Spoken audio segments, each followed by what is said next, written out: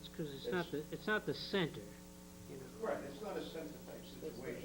It's not Andover, it's not Reading. Right, and that's the thing that we're looking at. I mean, yeah, maybe it has to be done, but it's not a travel type thing. You're not going from McDonald's to Andrea's Pizza afterwards. They're not store shopping stores. All the strip malls are all set. They have their own parking. That's where you're gonna shop. But there are People residential use it. areas out there, there are people who do pedestrian travel. Yeah. Try to, up and down.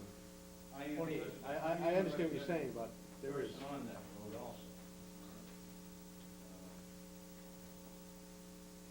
I don't think I walk 2 cars one either. I don't walk to the shopping center. There's no way. Yeah, you walk across the street to go to work. Right. I could get run over. But anyway, it's just, that Unique is a little bit different on Route 28 than it is when you're talking the rest of the towns that surround it. I agree, it's different, but It's it's different. still Yeah, some pedestrian I mean, traffic. if the sidewalks have to be done, I think we can work something. Well, But I'd like to I think see- we're looking for some ideas, because, Yeah. you know, there is a bylaw, Right. and I know the chamber has asked us at the meeting, and we can ask it again of the entire board, but I did notify the members of the board who were interested in having the fines waived this year. Right, just to get this thing, now that the pressure is on to do it, see if we can work something out to make it work. We also need the help of the town to make it work. Well, you know, waiving the fines doesn't solve the problem going forward. You know, I mean, it'll take some pressure off of some people. I hate to waive the fines and then find out they're not putting an effort in, or we just, you know, forget Well, about that's this. where the chamber's gonna come in to try and help solve this problem, Mhm. as far as the snow removal on the sidewalks. And I think that piece of equipment that the town has, that's a good piece of equipment. That's John, what the town uses. John was present when Dick kind of discouraged that. Well, I, I think you gotta work with us. I think because they don't put the equipment out, my recollection from the meeting was, he doesn't put that equipment out into service because they're out clearing the road. And after they're done clearing the roads, then they gotta have their downtime, because they've been at it for a while, and then they put the equipment out. And the first priority for the equipment, so he was, my recollection was, he was saying it's 3-4 days after the storm before that equipment could be out there, because it's out taking care of the areas of the school. Too long of a lag time. Yeah, I mean, there's a whole, there's a whole snowball effect to it. And the reason the chamber, you know, would like the fines at least raised now is, it hasn't been to allow people ample opportunity to build up to that. I mean, I watch in my neighborhood as I'm clearing my driveway, I see the cars come by, and clear all the neighbors out. They don't do the walkways, you know, just like they don't with the business. I mean, the businesses need, some of them have contracts that are running through the season. They need an opportunity to make an adjustment. But I think the other piece of this is, we also need to remember, it's not just Route 28. I mean, there's other areas. There's other, I agree. you know, and the towns are done, because I went someplace and I had to walk on North Street in order to get into the facility, because the walkways weren't. But I don't think the town should be exempt though either. no, but I don't- this is it's a Yeah. very big issue, and I think the purpose of the meeting and the reason that the chamber has a Reading, North Reading Chamber of Commerce. We have a North Reading Government Affairs Committee, which Chuck is a member, and I'm a member. And we met with Greg and Bob. We want to work with you to see how we can potentially address this issue.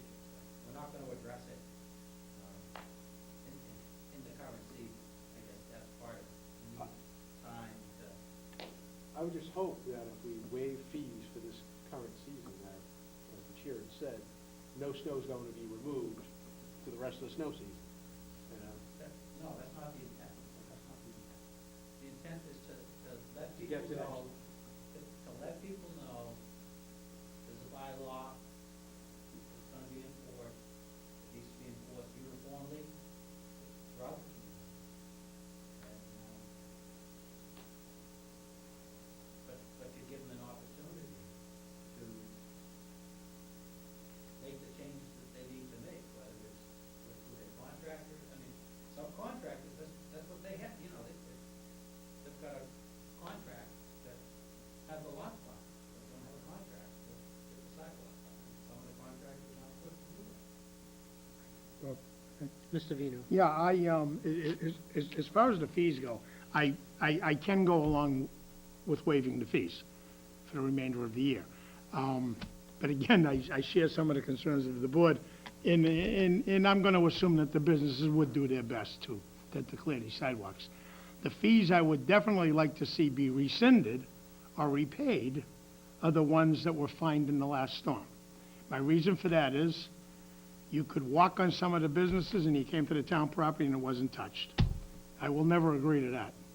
I don't think one business should get a fine if the town hasn't cleared their piece of property. And this was one of the big complaints I heard from some of the businessmen, and I agree.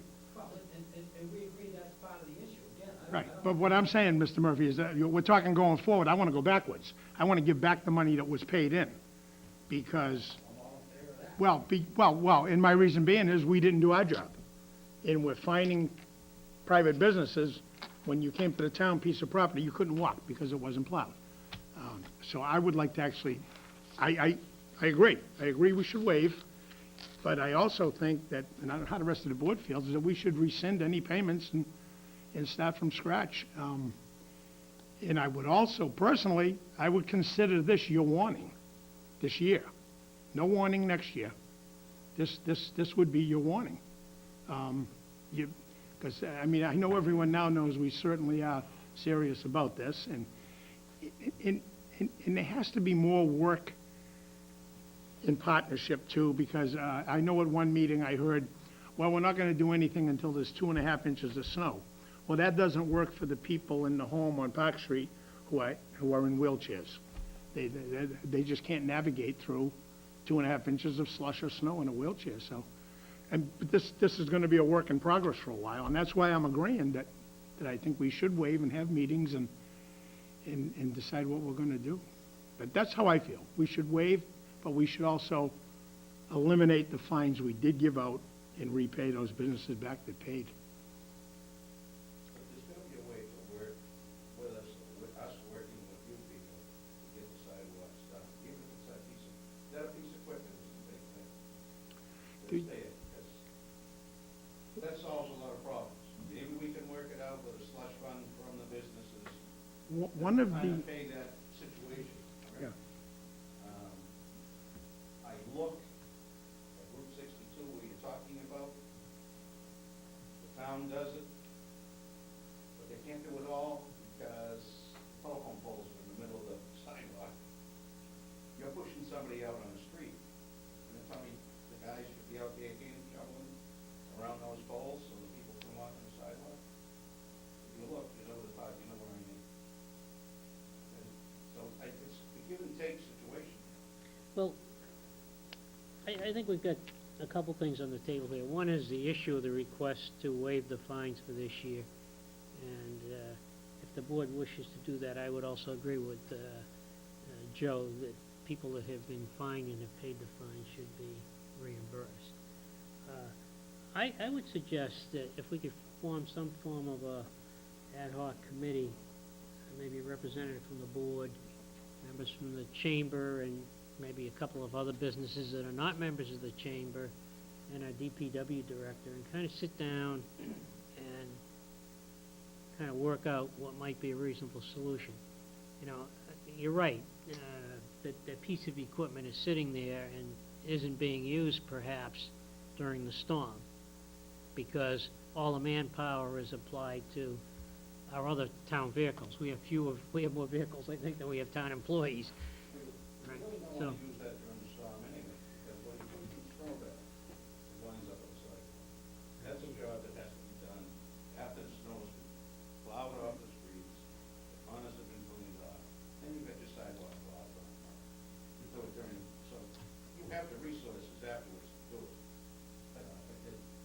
I could speak on that blower, Bob. Mr. Vino. Yeah, thank you, Mr. Chair. Chuck, I did bring up to Mr. Messeri, I was talking about that blower one time, and he brought up a very good point, and I did actually go out and look at it. Reading is very fortunate. I agree, there's gotta be some way we can use that, but I don't know how yet, I'll tell you why. Because Reading is very fortunate in the fact that they have a tree lawn separating most of their sidewalks and street. We don't. On 28, most of our sidewalks are butt curbstone 28. So they get. So they where get do we immediately blow the covered. snow? We can't blow it out on 28. We can't do that. I've seen Reading, not that I agree with it, but I've seen them blow it on private property at times. And we definitely can't blow it into a wetland area. So this is another thing I agree with that snow blower going up through there. But we have to address that issue. I actually watched Reading doing it on the last storm, and they did. They have the chute funneled right out and right down, right on the tree line, they're blowing the snow. We don't have that luxury, unfortunately, on most of our sidewalks, so. Way back in 1960, you saying going back. Yeah. We had back then little snow plows, and we used to pull people's driveways in. Right, With the snow. but all that's gonna do is, You wanna hear- that's gonna push it out on 28 too. That's what it's gonna do. Screen, Yeah. at least with the snow blower that you have, that piece of equipment, you can direct where the snow goes, you're not pushing the snow in people's driveways. No, I agree. and things like that. I agree, but I think the thing we really have to look at, where are we gonna blow it to? That's, That can be done, that's why you have that piece of equipment. yeah. School does it, do it for the school, do it on private property for the schools. Mr. Yule. Yes. First of all, as I said last meeting, I thank the businesses for doing a good job since we began to enforce the bylaw. The bylaw came into being to address simply the removal of snow, so that pedestrians can use the sidewalks, whether they be handicapped or carrying children or kids on bikes or anybody. And the bylaw, just by its enforcement, has now been doing that. And it is, I can only say honestly that my observations, and you've done a super job at your location, Chuck, it looks fantastic. And some have been diligent. They've finally become diligent since this bylaw has been in place. I think we have a tool already to clear the sidewalks. It's there. Everybody knows it. They don't need another year to figure out that, oh, now we're going to do it. It's been working, and it's been working well. I think that if we back away from the enforcement of the bylaw, I think what we're going to find out is things are going to slip away, and it's going to be a work in process, and it's progress, and it's going to take a long time. And if you're going to consider rescinding the fines that have been made, why a whole year? Why not just for this period and say the next storm we expect, the sidewalks to be cleared? It's no different than any other community where the businesses are responsible for making their sidewalks clear and safe. I know we talked about insurance, whether the insurance company will cover it or not. Well, the truth is if somebody hurts themselves outside of business that is required to clear their sidewalks, they're going to be liable for that, whether the insurance company pays it or not. So, especially if there's a town bylaw that requires that the sidewalks be cleared. So we already have a tool. I think we're starting to make it into a whole big process about how to clear sidewalks. It takes a snow blower, it takes a shovel, it takes a couple people. That's all it does. I just don't think we need to make it into a bigger project than really what it is. As a homeowner, even though I don't have a sidewalk, I can assure you that if I did have a sidewalk,